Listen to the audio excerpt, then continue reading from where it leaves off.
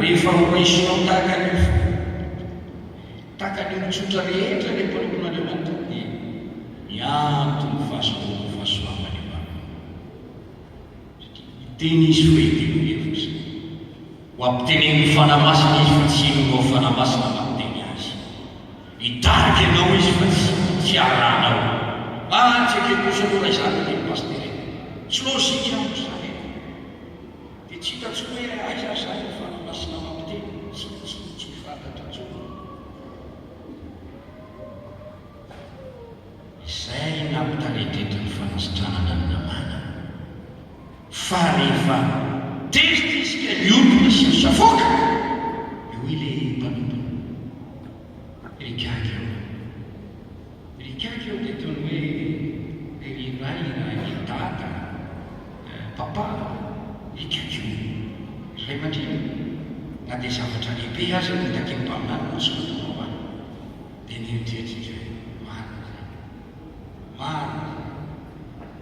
Na inona tokoa moa nasainy mpaminan'Andriamanitra natoko, tsy natoko fa izay raika misy natao ary dia hitantsika ny fakatoavana.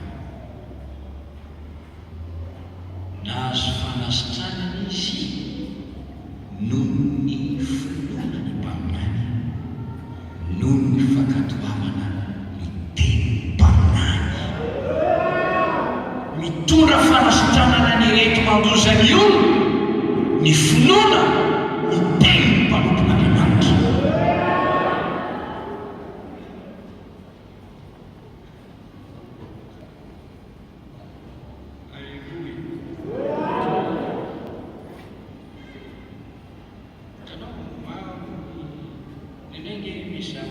Tsy takatra ny sainao mpanaovan'Andriamanitra tsy takatra azy. Etriny fotsiny hoe andravany mandanjena dia teny Andriamanitra tamin'ny alalan'ny Josoa. Todiny pito ity manda amin'ny fimetatra ty. Karaha ny olona mpiady hevitra dia tsy maty ty Josoa ty tsika diny pito dia ireo tsy mino sy tsy manaikitra raha mampitovy ny tenany amin'ny Josoa olona tahaka ny olona rehetra dia ady hevitra be lava reny tsy misy inona tao fa sofa nakatolo io ndao ary izay ny teny mpanompon'Andriamanitra ndao arahana.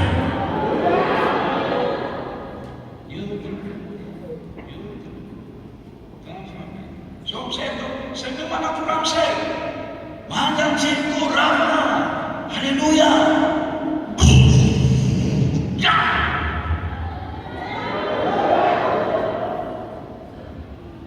Finoana makato mitondra fitahisina ho anao.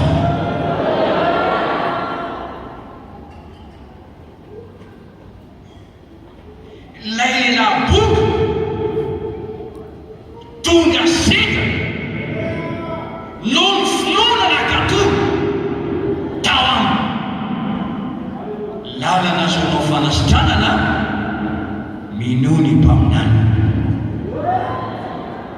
Makatoava ny teny metiny dia no fagagana ny fanasitranana nao Andriamanitra. Amany olanao rehetra mety mino n'Andriamanitra ianao fa tsy mino ny mpaminany.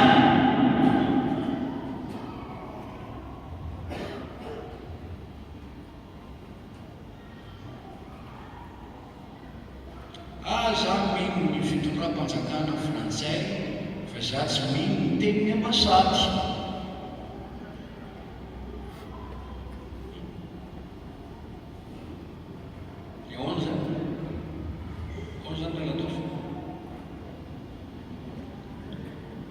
Tsy mino. Zaho mino ny fitondram-panjakana Amerikana fa zaho tsy mino ny teniny ambassadeur Amerikana eto Madagasikara. Fa inona no asan'ny ambassadeur Amerikana fa tsy mampita ny hevitry ny fitondram-panjakana frantsay ianao. Eraka solon'ny Kristy mpanompon'Andriamanitra mitondra ny hafatr'Andriamanitra aminao.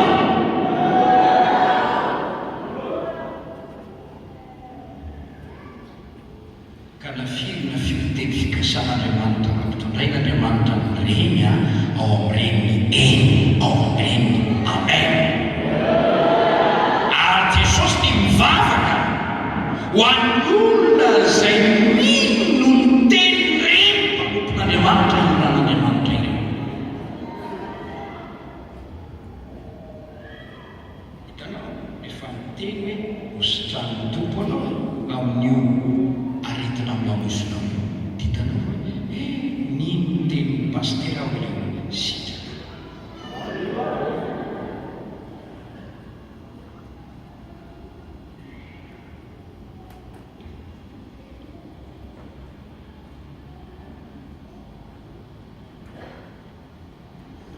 Indeny antsika hijery anankiray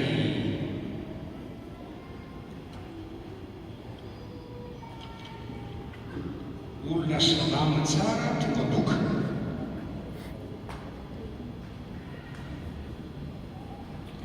Eo amin'ny dininy fahasivy folo ao izy taminy mandeha somatsara ary dia niala taminy izy ka lasa mandeha kelikely.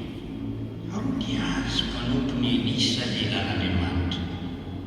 Ino ny tompoko na mila fotsiny ty namana sy iamy amty ka tsy nandray tamin'ny tanany izay zavatra mety. Nyray nazo fanasitrana, nyray nazo mety mandosina. Le fihetsika tsy voatanjona nateny mpanampanan'Andriamanitra mampitosina. Ny fanaovanao tsinitsinina ny ositra Andriamanitra amin'ny olo mahositra dia mampitosina.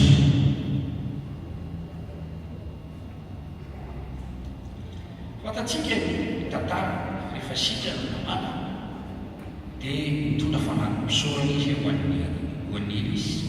Nisaotra tamin'ny vavany raisy Elisa fa lay vola sy ny tsy raisina. Satria azavaina izy hoe tsy mbola fotoana fanaisana an'izany zao. Hitande azy fa tsy niraisiny Elisa ireo vola fotsy volamena. Lasa nandeha Elisa sy nandeha namana sy samana.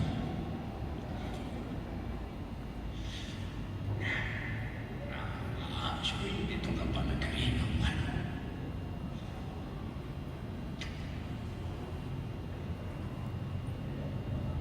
Hoy ke azy mpanompony lehilahin'Andriamanitra.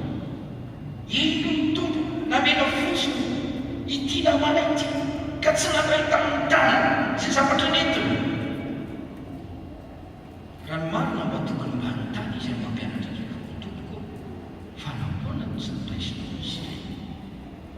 Ahoana mpapatsy mba niraisina mba nizaraina taminay hitsarata.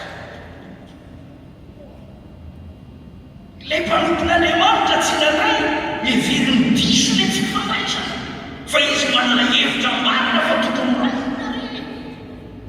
Izy miseho endriny ilay mpanompon'Andriamanitra eto. Hitanao fa misy piny be dia be miseho endriny mpanompon'Andriamanitra.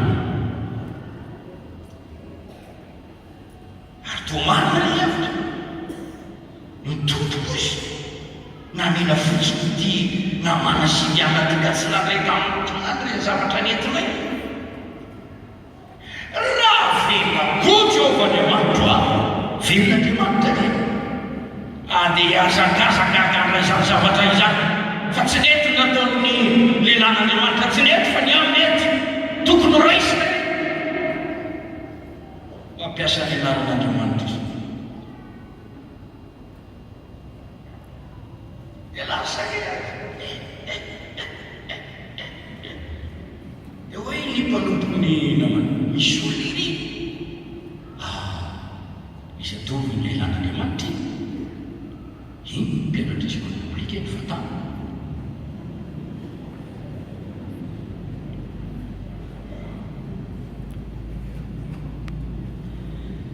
Hitanao le fivoampon'ny namana jany izy ohatsika jany izy nidina tamin'ny kalesa le komanda miaramila andray aty école biblique kely ny Elisa ty.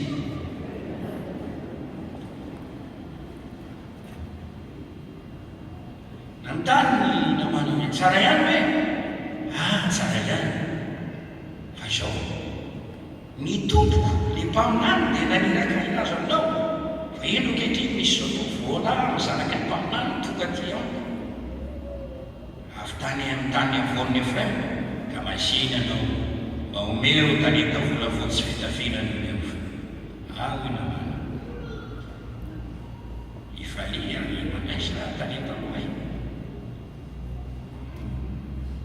ary vola fotsy lobo matotonariky tampo mba amin'ny fitafinany omeo dia reto ny mpanompoko reto anatitra anao ateriky azy ateno isy miaraka aminao tahitanareo satria namana nahitany Giazy tao an-trano ny Elisy ny Jody okany olona akaikany mpaminany tokoa io tandrema zany tenynay reto hoe nolany pastera zany desy pastera mitafy zay inao olona ty aminareo faty zany fa misy asan'Andriamanitra o ka mila voly izy tsy anao an'izany mihitsy zay ary tsy anirako olona zay fanaratsika zay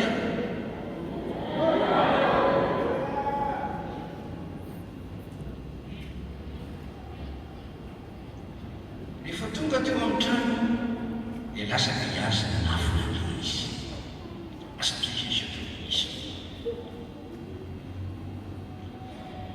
Giazy avy taiza ianao tsy avy taiza tsy avy taiza iponao izy io efa tany katy fotsy tany analakely tany sosy tany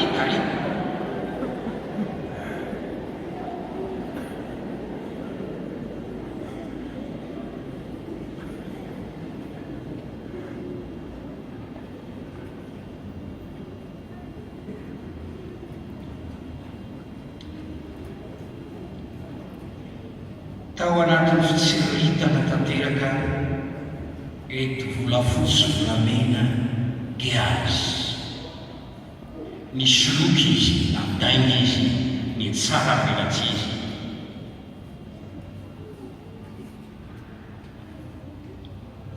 inona ny tenen'ny Elisa tao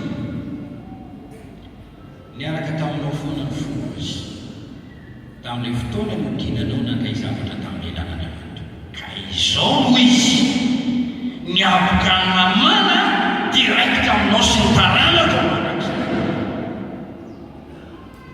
ny anjaran'ny fahatezeran'Andriamanitra ity Giazy ity na dia mpanompo lehilan'Andriamanitra azy hitatsika ao boky izy salamana azo retina noho ny fitiavana faotana sy fatahorana n'Andriamanitra teo amin'ny toerana masina Jesosy manasiaka zay rehetra maneky tena mino ny tenan'Andriamanitra mino ny mpaminan'Andriamanitra mivavaka ao amanary isika nahoana ny sitrany dinio ny tenanao mo mino ny mpaminan'Andriamanitra mo makato ny tenan'Andriamanitra mo mihetsiky raha katoavinao ho sitrany ianao amin'ny anarana Jesosy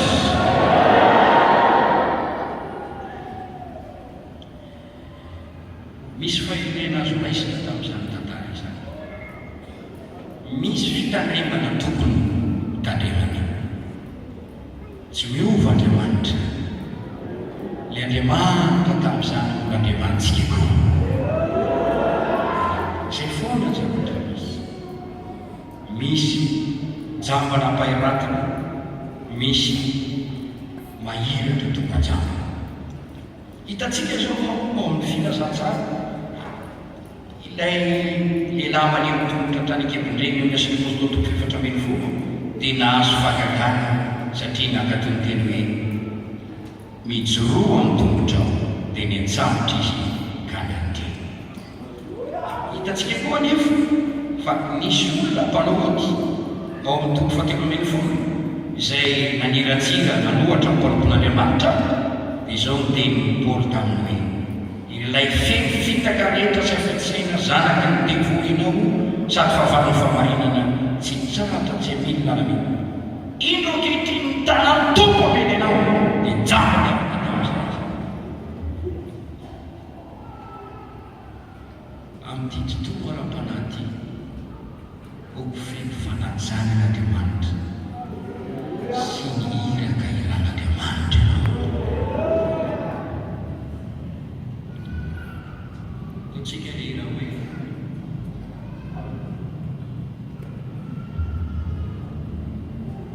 migataka amin'Andriamanitra tsika fa tsisy olona manahaka-gy azy mamasiny tompo sika tsy andeha amin'alan-gy azy vinavina mihitsy. dia raha ho Andriamanitra faditsika aminay akalatsika ny fiaremana